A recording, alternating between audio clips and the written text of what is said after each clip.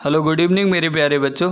आज हम लोग इस वीडियो में सिमिलरिटी ऑफ ट्रायंगल को पढ़ेंगे कि दो ट्रायंगल सिमिलर तब होते हैं, आपको ये समझना है, दो ट्रायंगल सिमिलर तब होते हैं जब उनके करस्पॉन्डिंग एंगल्स इक्वल हों,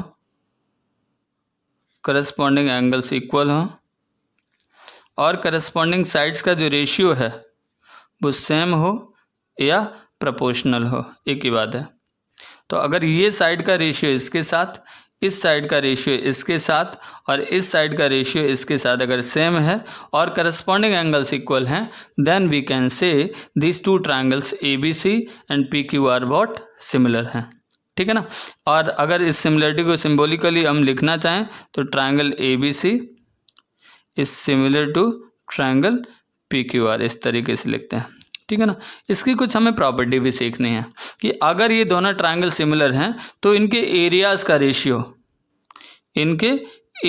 ratio, area of triangle ABC और एरिया ऑफ ट्रायंगल PQR कितना, PQR ये कितना होगा, इनकी करस्पॉन्डिंग साइड्स मतलब AB अपॉन PQ के होल स्क्वायर के इक्वल होगा, या ऐसे भी बोल सकते हैं AC अपॉन PR के होल स्क्वायर के इक्वल होगा, या ऐसे भी बोल सकते हैं कि BC अपॉन QR के होल स्क्वायर के इक्वल होगा।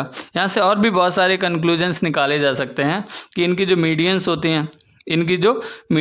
हैं, है ना, उनकी करस्पॉन्डिंग मीडियंस, जैसे मान लो इसका मीडियन आपका AD है और इसका मीडियन अगर आपका क्या है PM है, तो AD अपॉन PM का इसका भी होल स्क्वायर हो सकता है। अगर ये ऑल्टीट्यूड है तो ऑल्टीट्यूड्स का होल स्क्वायर के रेशियो के भी इक्वल हो जाएगा। तो ये बेसिक चीज़ है जिस पे आपसे क्वेश्चन भी पूछे जाते हैं और आप आसानी से इन चीज़ों को याद रख सकते हो। क्वेश्चन इससे MCQ कैसे बन सकता है, ऐसे बन सकता है, आपसे कह देगा कि दो सिमिलर ट्रायंगल्स हैं जिनमें उनकी साइड्स का रेशियो 2/3 है, 2:3 है, तो आपसे कहेगा एरिया का रेशियो बताइए। तो एरिया का रेशियो अगर बताना हो तो आपको सिंपली क्या करना है, साइड के रेशियो में स्क्वायर करना है। तो इसका रेशियो हो जाएगा 2 2 जा 4 और यहाँ से बन जाएगा 3 3 जा 9।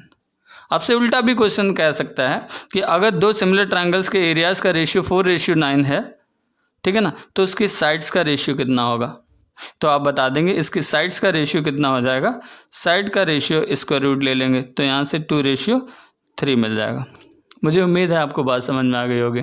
आपसे ऐसे भी पूछ सकता है कि इनकी मीडियंस का रेशियो क्या होगा, तो मीडियंस का रेशियो भी यही होगा, कितना, 2:3।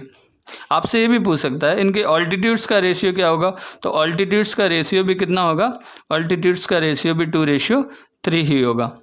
क्लियर है। अगर मीडियन का रेशियो दिया और आपसे एरिया पूछा है, सीधा स्क्वायर कर दीजिए। ऑल्टीट्यूड्स दे रखा है, एरिया का रेशियो पूछा, सीधा स्क्वायर कर दीजिए। तो ये बेसिक चीज़ें हैं, आपको पता होने चाहिए और MCQ करने में ये बहुत हमारी मदद करते हैं, ठीक है ना। आगे एक कॉन्सेप्ट और भी सीखना है कि अगर ये दोनों ट्रायंगल सिमिलर हैं, if these two triangles are similar, तब इनके पेरीमीटर का रेशियो मतलब perimeter of ABC upon perimeter of PQR, ये जो होता है वो AB अपॉन PQ के रेशियो के इक्वल होता है। यहाँ पे स्क्वायर नहीं लगता, ये ध्यान रखिएगा। कोई भी साइड हो सकती है, BC अपॉन QR भी हम लिख सकते हैं, लेकिन स्क्वायर नहीं लगाना है। कब, पेरीमीटर में स्क्वायर नहीं लगता है। जैसे आपसे कह दिया कि जो साइड का रेशियो है वो है मान लो 1:3। आपसे कह दिया पेरीमीटर्स का रेशियो बताइए,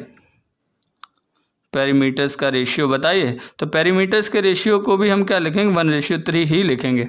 लेकिन अगर एरिया का रेशियो पूछा तो हम कितना, 1 का स्क्वायर 1 और 3 का स्क्वायर 9 लिखेंगे। तो मुझे उम्मीद है ये सारी चीज़ें आपको समझ में आ गई होंगी। क्वेश्चन उल्टा करके भी पूछा जा सकता है कि आपको पेरीमीटर का रेशियो दे दिया हो और आपसे कह दे कि साइड का रेशियो बताओ। कंडीशन क्या है कि दोनों ट्रायंगल्स कैसे हैं, सिमिलर हैं। तो मुझे उम्मीद है कि आप जो भी एग्ज़ाम देंगे आगे आने वाले समय में, उस एग्ज़ाम में यहाँ से आपको 1-2 क्वेश्चन ज़रूर फंसेगा।